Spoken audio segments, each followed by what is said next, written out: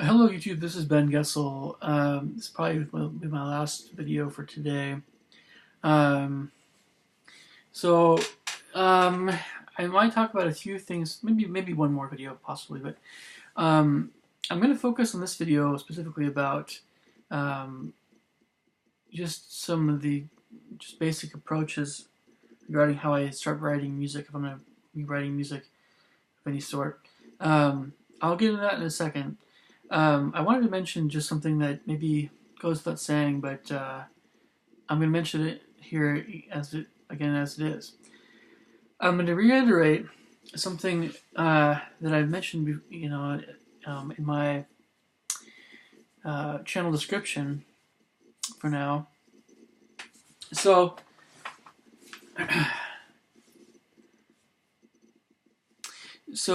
I'm not going to monetize this channel, at least for a long, long time. I mean, it doesn't make any sense. And I don't want you guys to have to endure to watch dumb ads or that sort of thing before. It doesn't make any sense. So that's getting that out of the way. Like all you guys, I continue to run into some blockheads on YouTube that don't seem to understand some very basic things about YouTube. I do apologize. I'll get to the main subject here in just a second. So again, I want to reiterate that I'm not monetizing this channel. I'm not making any money off of this right now, and I won't be for quite some time. This is purely for you out there. Okay, all these videos that I'm making are for you guys. It only benefits me, really, regarding anything in the future with this channel, building a subscriber base and all that stuff, just getting my name out there right now. Plus, maybe the occasional, satisfying emotional rant or whatever. But I try not to do that with YouTube. But basically, it doesn't really benefit me right now in the short term. It's a very long term thing. So that being said, I know I'm preaching to the choir here, but for anybody watching this video, I don't make any money off of these videos. I'm not the person to talk to if you're upset about whatever in that whole financial end of YouTube. And basically, if you assume anything online about someone that is incorrect, you can be politely corrected or impolitely corrected. I'll try to be polite. So hopefully for all you guys that have your own YouTube channels, well, if you have any advice, that would be great. Regarding all those kinds of things, dealing with knuckleheads, that just can't understand some very basic things about YouTube. So that'll be out of the way. So I want to talk about some things that I think need to be said about composition from the outset. And these are things that, gosh, they should be common sense, but I'm still going to mention them anyway. I mean, maybe not common sense, but they should be pretty. They're not especially hard to understand. Okay, so for everyone that writes music, or everyone that will write music, we all start from some place in our understanding of music. Composition involves everything we've ever done to one extent or another. It involves everything we've heard, from the lullabies our mom would sing to us, all the way to the latest piece you just played in orchestra, or you just listened to on YouTube, or, gosh, I know it sounds ancient and older at this point, but maybe an actual physical CD, or the radio, or anything else, live concert. It involves music that if you're going to write music you're already drawing on all the music that you've ever heard, or you studied it in formal music lessons, or in classes. Everything, everything, and the more that music has really registered, the more you've actually gotten into the meat of music that you've listened to or performed, the more it'll stick with you, and will influence what your mind is going to be thinking of when you're starting a new piece. Okay, so that's why a lot of times, music composition teachers will ask you what you've been listening to. They might critique what you're listening to, but they certainly can't change what you've listened to. They certainly can't change your own desire to write what you want to write. But they can definitely suggest that you keep listening to more music, keep broadening your horizons, Sure, of course. So,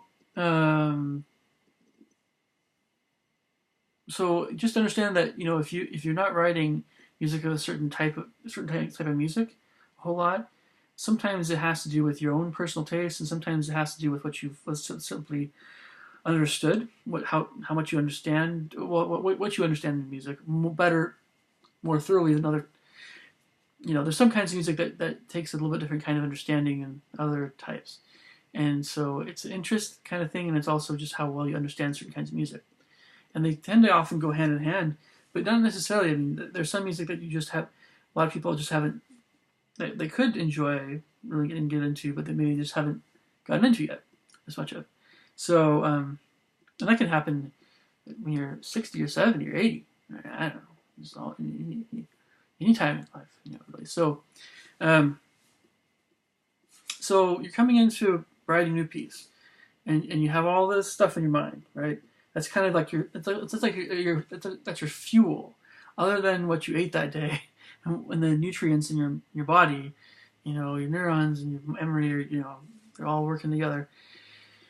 Now, there are other things that might come in to play that we can't put our finger on, that have to do somewhat with something spiritual or outside of our understanding of how things work, such that when you're in a very peaceful or humble or just you might be influenced by angels. Conversely, if you're in a very dark place, you might be influenced by demons. I mean, hopefully it's. Well, I mean, just understand it can go either way. So you don't have to write. For instance, you don't have to write music that's truly demonic to have it be evil or frightening sounding. But if you do if someone is truly inspired by demons, I think it'll probably have a effect, even if there's no lyrics, where you're gonna feel kind of pulled down. It's gonna have a effect where you feel very negative about everything, about life, and about other people. You're gonna be a darker place. If it's very just like boom, it's but you can okay, all right. So conversely, if someone's ever inspired, you can't always control. You really can't control those things. You can just try to be the best person you can. Or conversely, if you want to be a really bad person, I suppose you can do that. But if you just try to be a good person to get inspiration from angels, that sort of thing. But especially in terms of sacred music, certain ideas come when, again, you're not too full of yourself. You have to be emotionally open. You have to be experiencing life. When you're out in the forest, nature, you need to be trying to build stronger relationships with people, and somewhat. But you also need to, especially when you're composing and you're coming back to this point where you've had to hopefully some good experiences. You have to be at this point where there's some harmonies that are going through your mind that that a certain maybe a certain melodic kind of a sighing idea or something, and you start writing, and then as soon as as soon as the progressions start coming, as soon as the melody starts working itself out, then yeah, you can, sometimes it just comes. If it just the music can just flow through you, then yeah, I would consider that to be definitely inspired music of some sort. Often, yeah, I'd say it's often, I think, from angels, but it's or it, sometimes music just flows, sometimes it does, sometimes you have to kind of just work at it. So that part is a little bit harder to explain, and it's just more an experience that some people go through. Um, but yeah, I mean, if I'm often after a certain mood or after a certain idea, and so when I write, again, it's a cerebral thing, it's an emotional thing, it's a spiritual thing, it's everything. And I definitely don't like to get interrupted. But if it's something where, if I'm not writing something where the ideas are just flowing, if I'm kind of working at it, then I don't mind to be interrupted as much, as long as there's not like a deadline or anything. But the times people get the most irritated are when they have the idea, the emotions are just coming, and the ideas are coming, and you're not sure where they're coming from. You just know they're just coming, and your phone starts ringing, and like, what? You can't. Nobody should expect a composer to always be answering their phone all the time. It's ridiculous. So, I mean, I'm just going to say this off at the outset. If you're a person who expects someone who writes music, seriously, to always be answering their phone, you're going to be sadly, disappointed or whatever. Because we don't do that. We try to, as myself, I teach music lessons, and I perform, and I also compose music, and I do all these other things.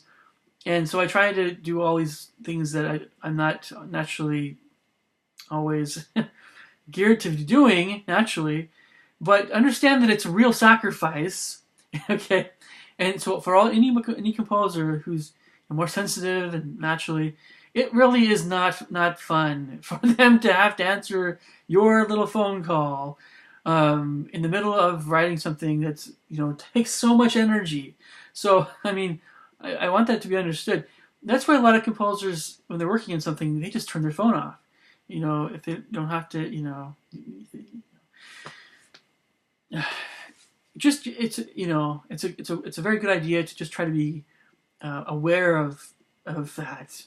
And some composers, when you get married and you have kids, there's all kinds of sacrifices people have to make. And there's all kinds of, this is where you can get some arguments going on sometimes. And I just, everybody has to deal with it in some way. And so don't be surprised if composers sometimes are single, like bachelors and stuff.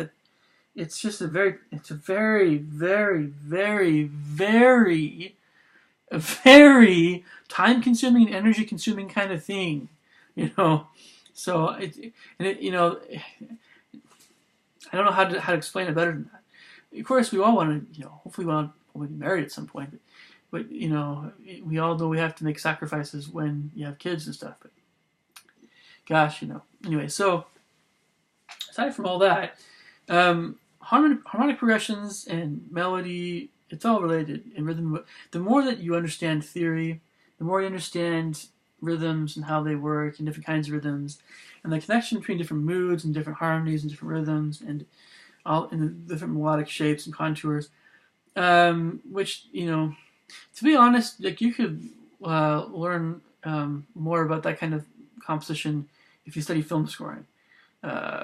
You're not going to get really very far with many college music programs. You're going to learn a little bit about more contemporary music, avant-garde stuff, and that might have some use. But it's by and large it's going to stretch you, especially in terms of understanding dissonance a lot better, and all kinds of much more complex. I don't know, music that just doesn't line up, and using all these different techniques and things to really just write like anything that you could possibly conceive of, including sound effects and bird calls and you name it. So you're going to get really well versed in that, but you might. So understand that there's a lot of different areas you can get into and you can keep learning about. Um, if you think John Williams is the best film composer of all time, he would disagree. I know he would. But I think it's safe to say that he's one of the best.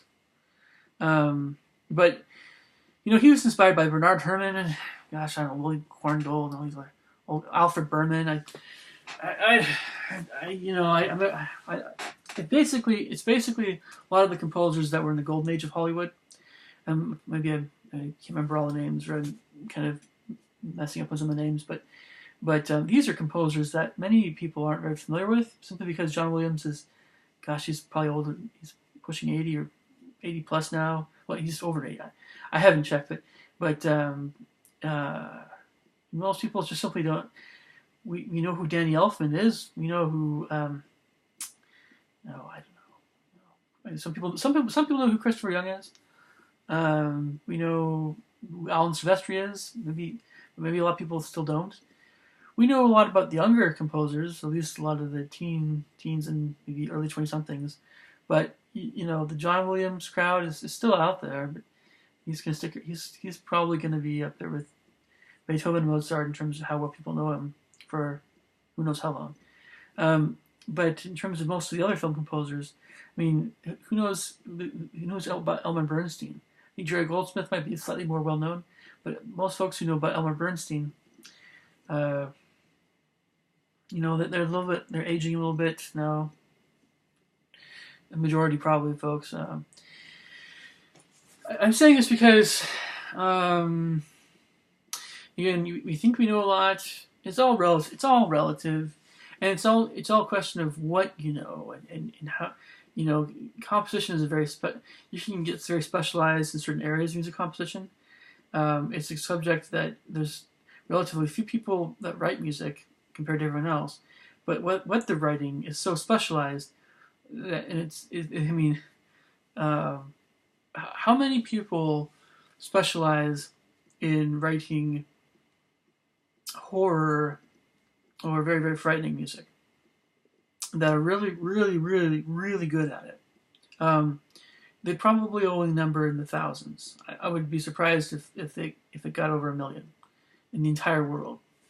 I really would. I'm talking about the best, the tens of thousands, right?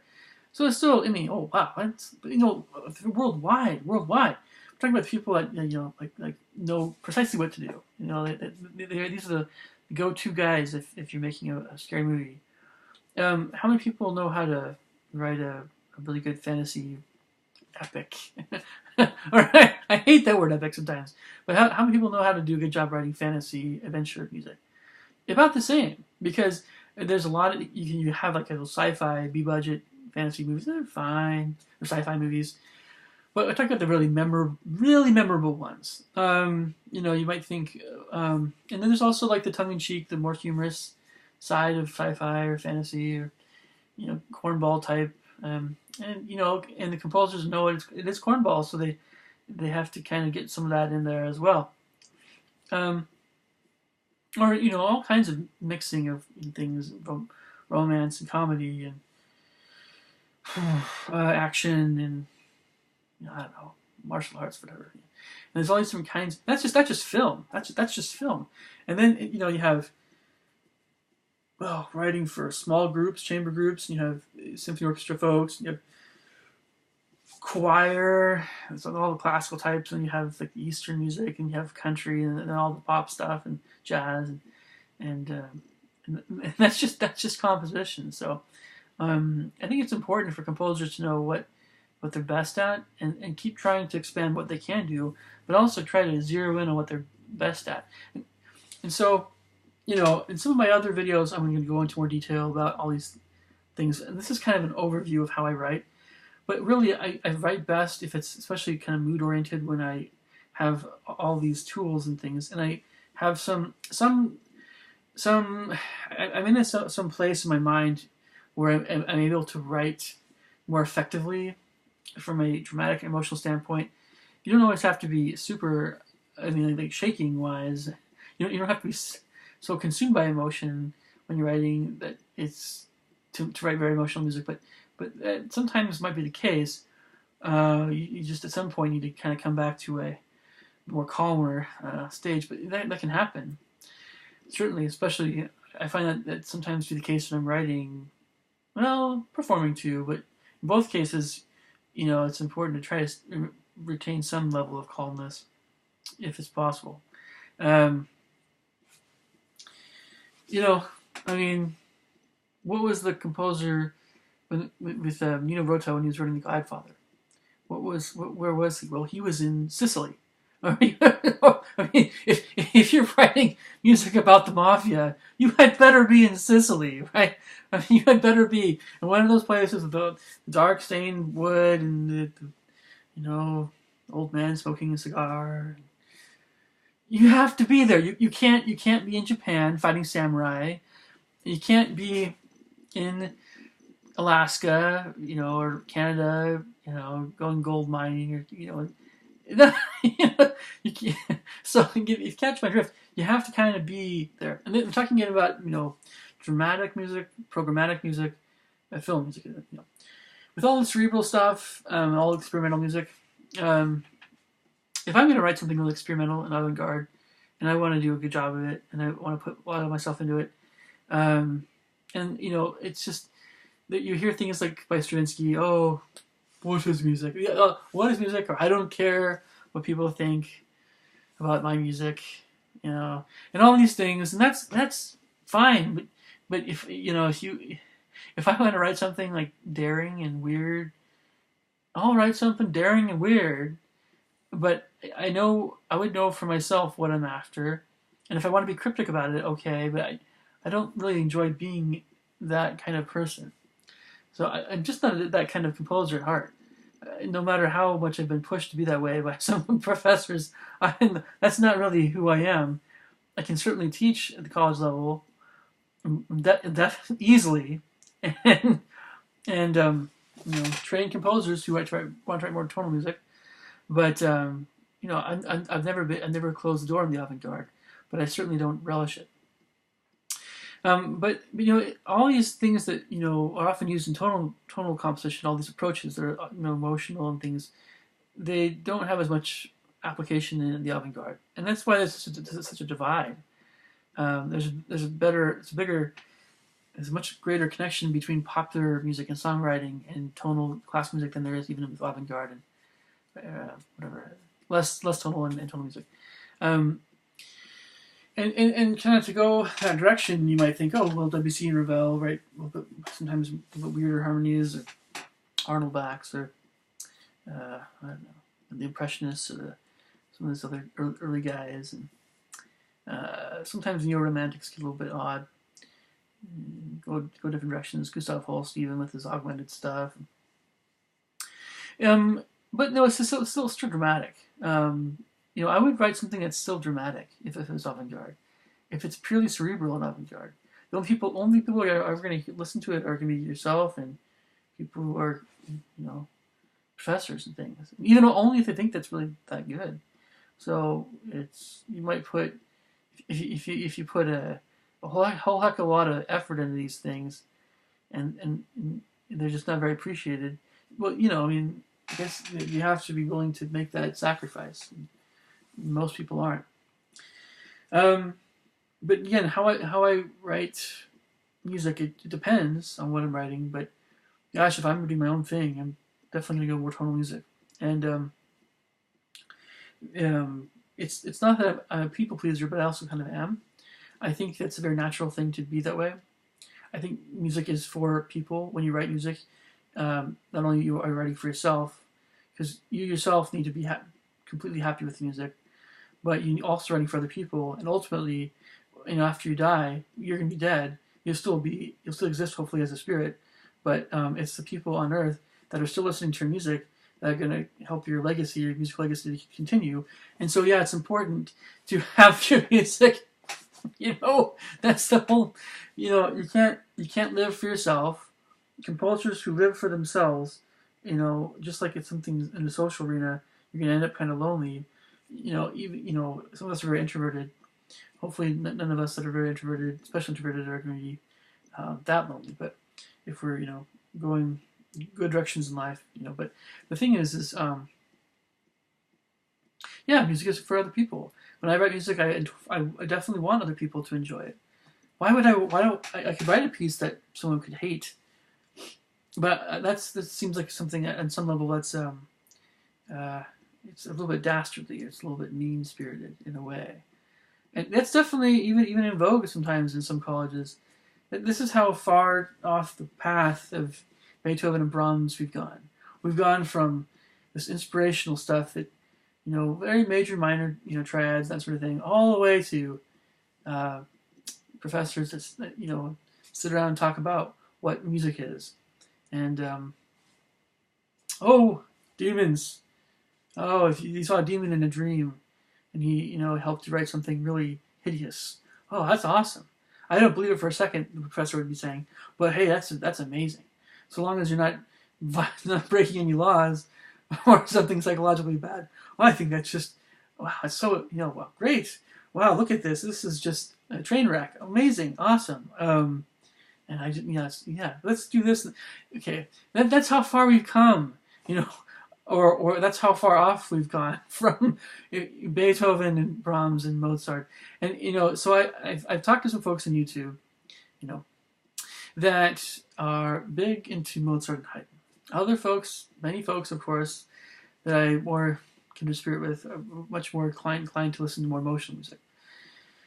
And there are people that definitely keep going for that dissonant stuff.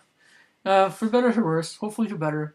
Hopefully at least they have some semblance of humanity about them. That is, yeah. Anyway, so the classicists often seem like people I don't really want to know very well. They're very organized and very clean, and they work very hard, and well, they're kind of persnickety, many of them. And the avant-garde folks are kind of either just too odd. Actually, I find that can be interesting. If they're pleasant enough, I'm sure that's fine. But some folks are just downright abrasive in the avant-garde world. Yeah. So I just personally click better with romantics, and when I hear music that is more, it's either a little bit different than the kind of stuff I write, but maybe something I write a bit more of, or something that's right down the middle of what I like to do. I like to definitely talk with those folks. I'm always looking for new ideas. Burt Bacharach was the same way. He was always listening for new stuff, keep his music fresh, keep it. You didn't want to stay in one place for the rest of his life. Be that jazz ballad guy, and kind of like to add a little lilting, swung figure rhythmically, nice seventh chords. Yeah, that's what his comfort zone was, but he still was always looking for other stuff to do, change up the rhythm a little bit. And that's, I think most composers, especially more serious composers, are like that. So again, that's a listening kind of thing. So I could mention so many other things here about the subject, and I probably will in the future. But again, so it depends on what I'm going to write. So I need to have some kind of direction, even if I'm the only person who knows where I'm going with something. When you have written less music or fewer pieces of music, and you're just starting out, it's best to write shorter pieces that you're just exploring a few basic chord progressions. You're just trying stuff out. And you're kind of using just basic rhythms. If you feel more adventurous, you could try something, crazy. And your notation's probably not going to be so super hot, and you're going to make lots of mistakes. And hopefully, you have someone that you can talk to help you improve. And as it is, I teach composition. And if you're in the generally North Seattle, Southwest Snohomish area, so Bellevue, Redmond, Kirkland, Kenmore, Bothell, Linwood, Edmonds, Shoreline, in all those areas thereabouts, and you want to take composition lessons, or for that matter, horn lessons or piano lessons, definitely, feel free to talk to me about studying with me. Uh, but just to sum up, so we have, just be aware that when you're starting to write music, you're going to be very influenced by what you've heard. You're going to be influenced in some way that we were not fully aware of by outside entities, maybe even like ancestors, who knows. But that's going to be something that's very outside of academia and very outside of anything that we can really pinpoint specifically sometimes. But and so then you're also going to be you're also being influenced by what you studied in music, in your lessons, that sort of thing, and then or what you played on an instrument, and then you also the well there's always different personalities to take into consideration, and some people are going to write really aggressive music, tonal or less so. Some people are going to write really dark music. Some people are going to write very silly music, and it's just a question of what you want to write, and it's often sometimes related to personality. But feel free to give me leave some comments below, and I will definitely try to talk to you guys. All right, take care. I'll talk to you guys soon. Thanks.